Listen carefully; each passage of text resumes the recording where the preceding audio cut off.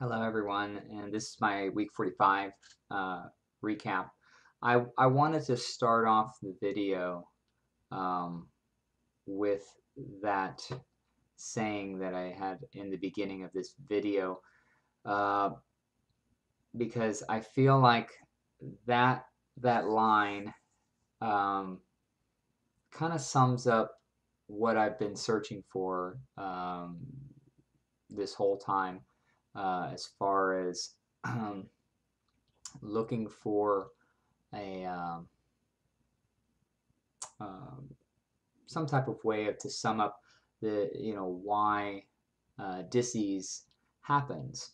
And disease seems to, I understood that disease seemed to be a mm, how should I say,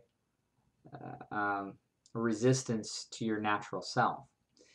But it was very difficult for me to understand um, where that difference was. I mean, it's nice to say that, but if you're being resistant to your natural self, well, what is your natural self? And I felt like that line pretty much does it for me. And I'll just repeat it once again. Um, that the disparity between the you of your imagination and the you of your reality is equal to the amount of resistance you currently have. So if you're having some form of discomfort or disease or something, um, again, and I've probably repeated this on another couple of videos, but for me, everything has just been a way of making it a little bit more clear for me, a little bit more clear for me. And this is just another way of, if you have some form of disease or discomfort or something, um, the you'll imagine yourself, if you imagine yourself as someone that is healthy, you'll imagine yourself being a certain way. And apparently there's a big difference between the way you're imagining yourself to be and the way you're actually are being. And that difference, that is a certain amount of difference in frequency of where you're imagining yourself to be and where you actually are. And that difference is a certain amount of resistance uh, to where you actually want to be. Ideally, you want to bring your reality as close to what you're imagining yourself to be.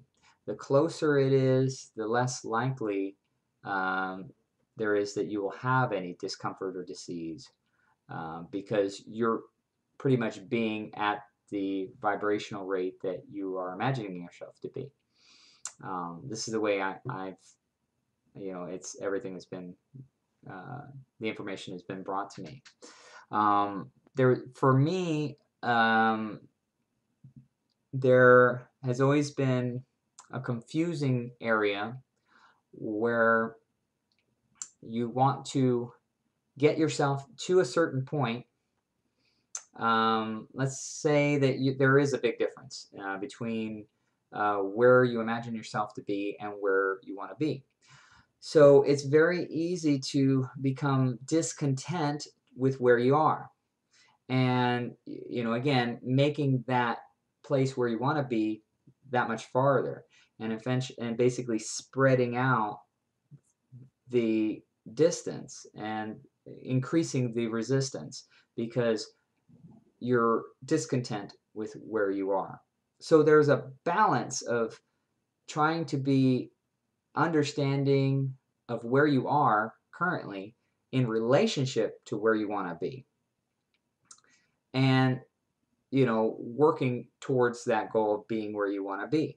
So, and it seems like that is contradictory, but it's really not. It's just something that you have to, um, I guess the best word would be to practice it. And a good example of that is like sports. I'll use an example of bowling because I'm a bowler. Um, if you want to learn how to be a good bowler, You do have to have a certain type of mindset that you want to be better, that you want to be, better than where you are. But in order to really learn effectively, you kind of have to be open to where you are. You have to accept where you are right now and then try to learn. And then and you're learning, how to be at that level. So every day that you go out to bowl, every day that you're practicing, you're learning how to be at that level. And you can't just get disgruntled and say, well, I'm not there yet. You have to just keep at it and just, understand, okay, this is where I'm at. These mistakes that I'm making are just stepping stones. They're actually things that help me to learn how to be at that level. And you accept all of those mistakes that you're making, all of those things as stepping stones, as just things that help you to learn. I mean, I've been bowling for a long time, and there's still things that I learn continuously. And so, but it is very tricky to get disgruntled at times when you're not doing very well or whatnot, and you understand that you're like, I'm not there, I'm actually over here. um, but you have to accept it as okay, clearly I am doing something wrong, and these mistakes are going to help me. So that's kind of how you have to take um, take health as well. Is accepting where you are, which is probably the hardest thing to do when you're in pain or whatnot.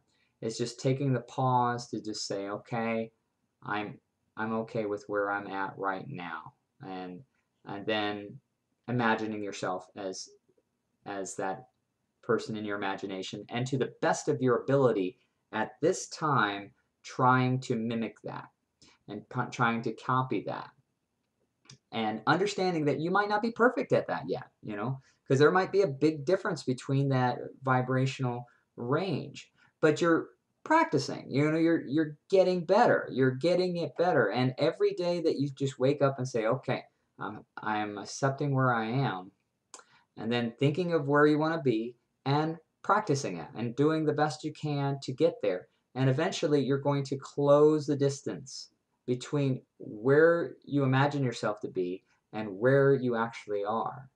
And that closing of the distance will uh, vanquish any of the diseases that you have in your body, according to what I've been given, as far as the information that I've been given in my meditations. So um, I have been practicing this, and really felt like I got really well at this yesterday and then today, and today I have felt better than I have in years, to be honest. And I think the biggest problem I had was exactly what I was explaining, the challenge of being okay with where you are, but still understanding you have to get to this certain level. And so now that I understand that, it makes it such much easier, and it actually is just kind of one of those things where it just seems like why couldn't I have realized that a long time ago. But anyway, I'm very excited about this information that I got today, and that's pretty much all I have to say for this week. So thank you everyone for watching, and take care.